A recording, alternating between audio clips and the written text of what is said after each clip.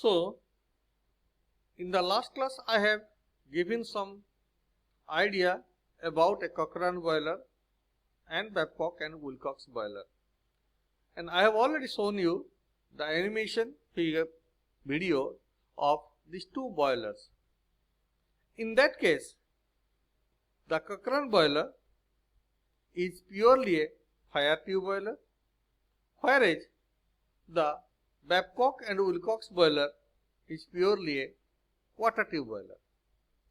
The Cochrane boiler, that is a fire tube boiler, and consists of an external cylindrical shell which is purely metallic and a firebox. The shell and the firebox are hemispherical in shape. It is vertical type and consists of number of fire tubes through which the hot flue gas flows. Water is surrounded around the hot flue gas tubes so that the heat from the hot flue gas will transfer to the water through the conduction. As the water tubes are made up of metallic, so the conduction of heat can easily be done through it, and maximum care should be taken for the selection of these fire tubes.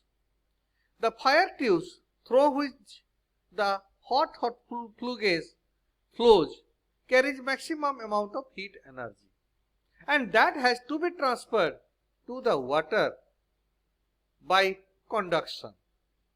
So, to fulfill the requirement, the metal selection of metal for the water tube must be correct, and the metals which we shall use for the water tube should have high thermal conductivity. Metals like copper and like the alloys of copper are best suitable for these fire tubes. The main cause for the selection of this tube by the copper and alloys of copper is that, number one, the copper has high thermal conductivity so that maximum heat can be transferred to the water through the conduction. Number one. Number two, as the copper is a material which have high resistance towards the corrosion, so there will be no corrosion in the tube, and hence the life of the total tube will very high. But we have to remember that the strength of the copper, as the strength of the copper is not so high in compared to the iron, we have to increase the strength of the tube by adding some alloying material. So, based on these, we can prepare the fire tubes through which the hot flue gas will flow.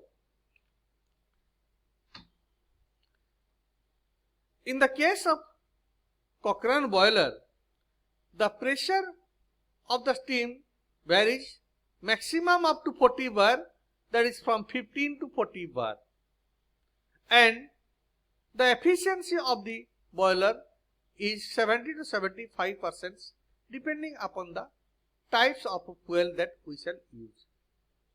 You see, in this furnace we are maximum utilizing the coal as the fuel, but we have also coal of different grade, and depending upon the different grade of the fuel, the efficiency will also vary. And in this Cochrane boiler, the steam capacity ranges up to 3500 kg per hour. That means it can produce the steam of 3500 kg per hour, and the quality of the steam that produced in the boiler is purely wet steam. So, as it is producing wet steams, so this type of boilers are not at all useful for the power generation. The mountings like the pressure gauge, steam stop valve, safety valve, water level indicator, all are fitted at the upper part of the dome, and all these mountings are only for the safety purpose of the boiler and the worker. It is a low pressure boiler and not suitable for the power generation. It can be used for the textile industry, pharmaceutical industry, food processing industry, and so on. Next, we shall discuss the Babcock and Wilcox boiler.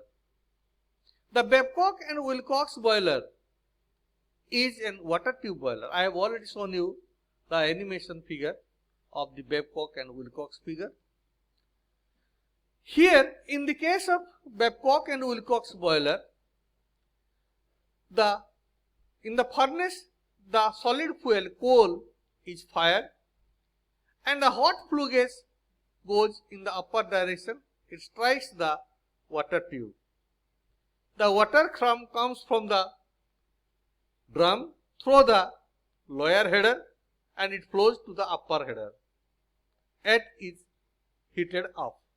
So, the steam that produced will be stored in the upper part of the drum, and that steam again come through the superheated tube, and it is again heated so that it will produce the superheated steam. It is purely a stationary type water tube boiler, consists of water tube, drum, mounting, furnace, etc. The hot flue gas surrounds the water tube so that the heat from the hot flue gas transfers to the water and converts the water into the steam. The steam stored at the top part or the upper part of the drum is passed through the superheater tube and produce the superheated steam.